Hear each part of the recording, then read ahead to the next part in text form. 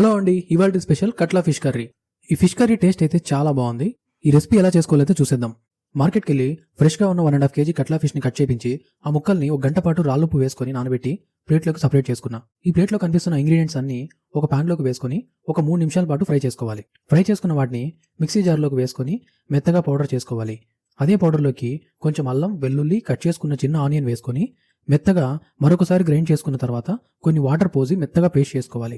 ఇప్పుడు ఇంకొక ప్యాన్ పెట్టుకొని అందులోకి 3 టేబుల్ స్పూన్ ఆయిల్, పోపు దినుసులు, కరివేపాకు, 1 టేబుల్ స్పూన్ పసుపు, తగినంత ఉప్పు వేసుకొని బాగా కలిపి అందులోకి ముందుగా ప్రిపేర్ చేసుకున్న పేస్ట్ వేసుకొని ఒక 2 నిమిషాల పాటు లో ఫ్లేమ్లో కలిపి నానబెట్టుకున్న చింతపండు పులుసు వేసుకొని బాగా కలుపుకొని క్లోజ్ చేసి ఒక 5 మినిట్స్ పాటు హై ఫ్లేమ్లో కుక్ చేసుకోవాలి. ఇప్పుడు అందులోకి క్లీన్ చేసుకున్న చాప్ ముక్కలను వేసుకొని మసాలా బాగా అంటుకునేంత వరకు కలిపి క్లోజ్ చేసి ఒక 10 మినిట్స్ పాటు మీడియం ఫ్లేమ్లో కుక్ చేసేయండి. అంతే, ఎంతో టేస్టీ అయిన కట్లా ఫిష్ కర్రీ అయితే రెడీ అయిపోయింది. Thank you so much for watching.